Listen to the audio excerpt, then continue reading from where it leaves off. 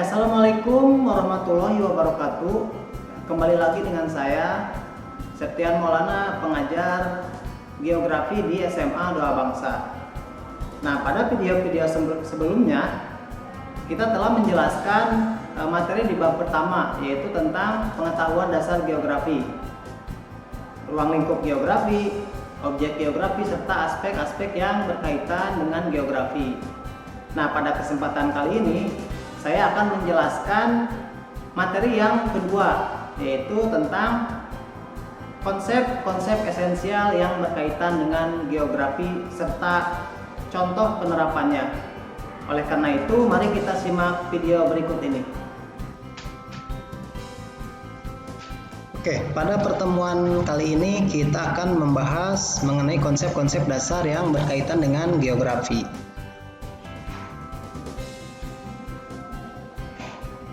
Nah, adapun tujuan pembelajarannya yaitu memahami konsep dasar geografi. Nah, indikator yang harus dicapai yaitu siswa mampu memahami dan menganalisis 10 konsep esensial geografi. Ya. Oke, yang pertama yaitu konsep lokasi. Lokasi itu merupakan suatu tempat atau posisi di permukaan bumi. Ya. Nah, konsep lokasi dibedakan menjadi dua, yaitu lokasi absolut dan lokasi relatif. Nah, lokasi absolut merupakan lokasi dan kedudukan yang tetap terhadap letak astronomis, bisa letak lintang dan bujur. Contohnya, letak astronomis Indonesia yang terletak di 6 derajat lintang utara sampai 11 derajat lintang selatan dan 95 derajat bujur timur sampai 141 derajat bujur timur. Nah, ini merupakan gambarnya ya. Jadi lintang itu dia posisinya horizontal ya, sementara bujur itu vertikal ya. Seperti itu. Nah, yang kedua yaitu lokasi relatif. Nah, lokasi relatif itu apa? Yaitu lokasi yang berkaitan dengan batas atau letak geografis Indonesia, ya, atau dapat dilihat daerah di sekitarnya. Contohnya, Indonesia terletak di antara 2 benua dan 2 samudra. Ya. Nah, seperti inilah kurang lebih gambarnya.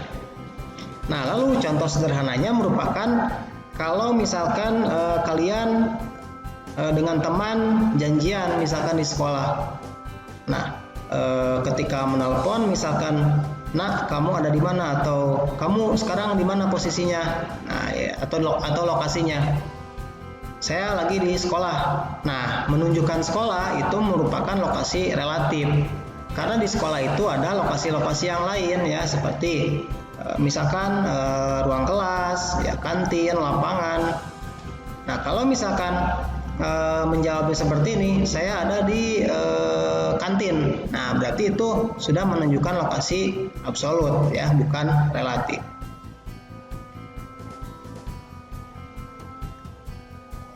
Nah, yang kedua adalah konsep jarak ya, konsep jarak. Jarak adalah ruang sela antara panjang atau jauh yang berada di benda atau suatu tempat. Nah, jarak dibedakan menjadi dua ya, sama seperti konsep lokasi. Ada jarak absolut, yaitu jarak di peta antar 2 tempat atau lebih berupa garis lurus atau pemanfaatan zonasi. Nah, contohnya berpergian dengan pesawat dari bandara A ke B dengan jarak yang pasti dan waktunya juga pasti ya. Misalkan dari bandara Jakarta ya ke Surabaya misalkan. Nah, itu rutenya sudah ada ya, zonasinya sudah ada dan daya tempuhnya sudah ada serta jaraknya sudah ada pula ya. Nah, yang kedua berkaitan dengan jarak relatif, yaitu jarak perjalanan menggunakan moda transportasi dengan kondisi nyata di lapangan ya. Contohnya, jarak Bandung-Jakarta akan berbeda daya tempuh waktunya jika menggunakan moda transportasi yang berbeda ya.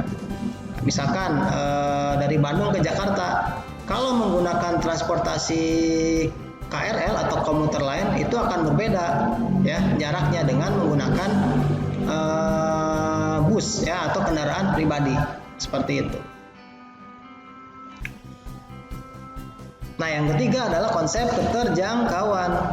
Apa itu konsep keterjangkauan? Yaitu hubungan atau interaksi dua tempat yang dapat dicapai dengan transportasi umum, ya bisa dengan jalan kaki atau yang lainnya.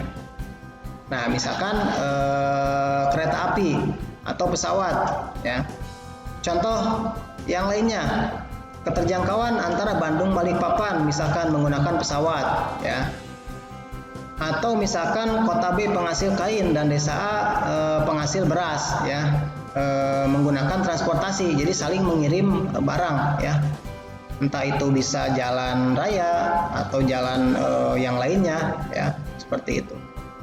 Atau misalkan bantuan ke daerah banjir bandang di Papua menggunakan pesawat atau kapal udara akan lebih baik dan cepat daripada lewat jalan darat. Nah, kenapa bisa dikatakan seperti itu? Nah, hal ini karena morfologi Papua itu sendiri kalau lewat darat itu akan lebih sulit ya dibanding dengan lewat udara, ya seperti itu. Nah, mungkin bisa dijangkau dengan pesawat ya, dengan jalan tol ya, dengan jalan-jalan akses di pedesaan dan kapal laut ya, seperti itu. Nah, yang berikutnya yaitu konsep pola.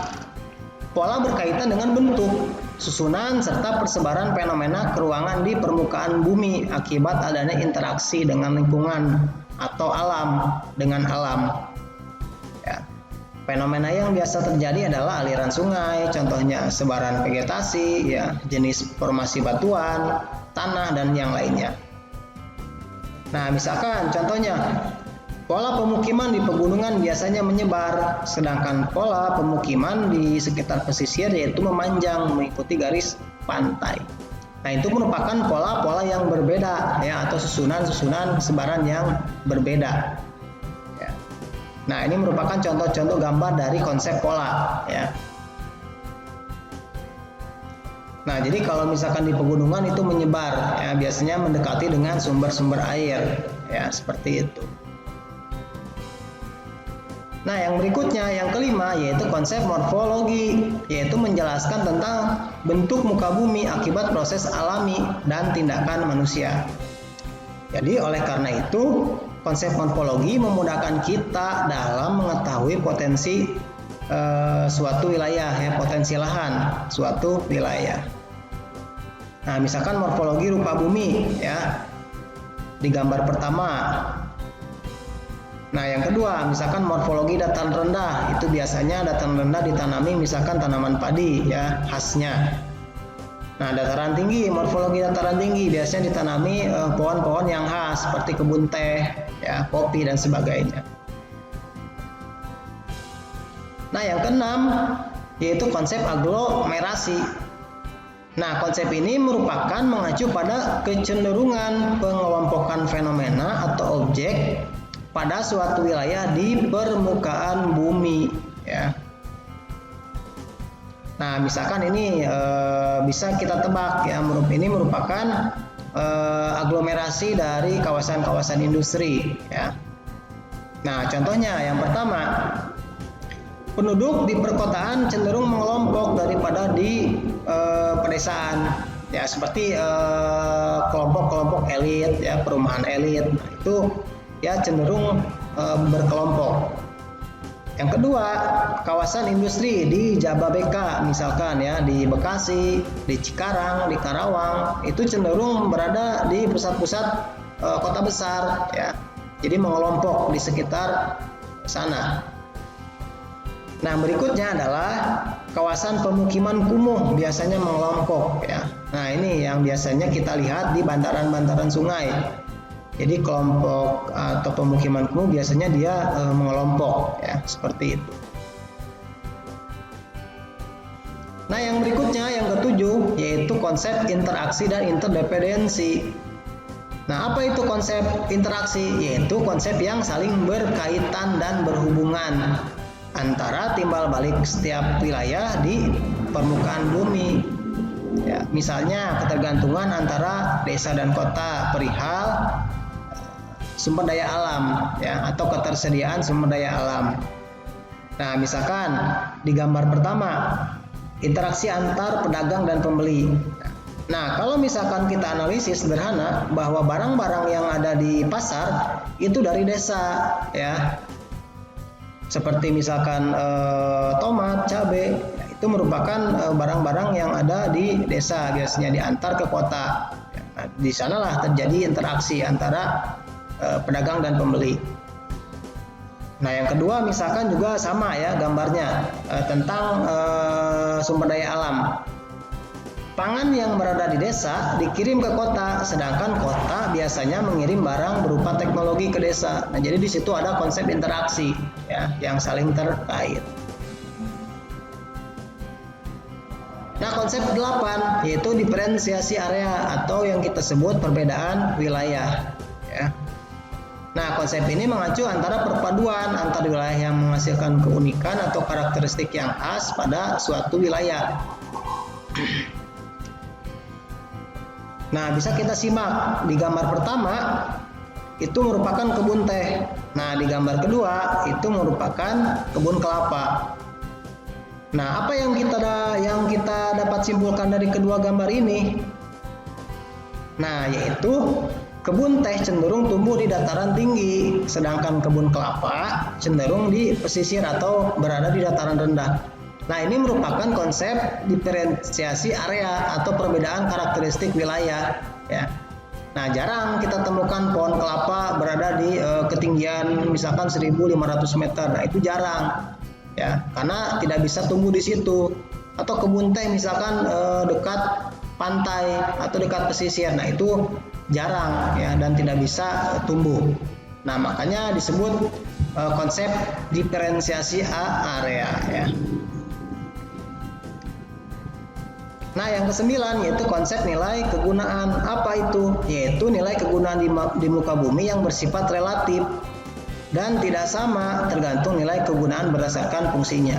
Nah, contoh misalkan kawasan wisata Puncak Bogor dan Cianjur memiliki pemandangan yang indah ya dan cocok digunakan sebagai kawasan wisata.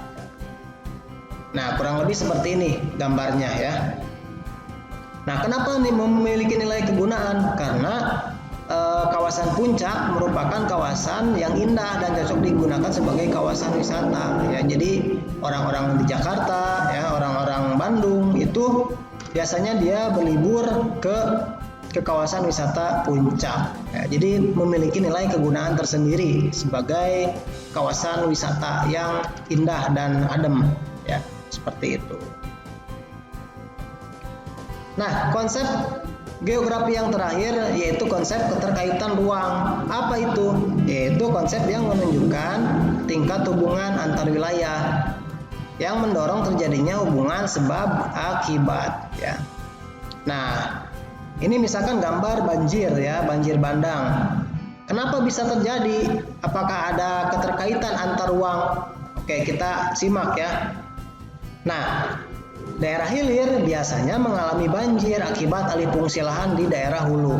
Ya, jadi mengakibatkan di daerah hulu, ya, menyebabkan banjir di daerah hulu, ya, atau di daerah hilir lebih tepatnya akibat lahan yang di daerah hulu sudah gundul, biasanya seperti itu.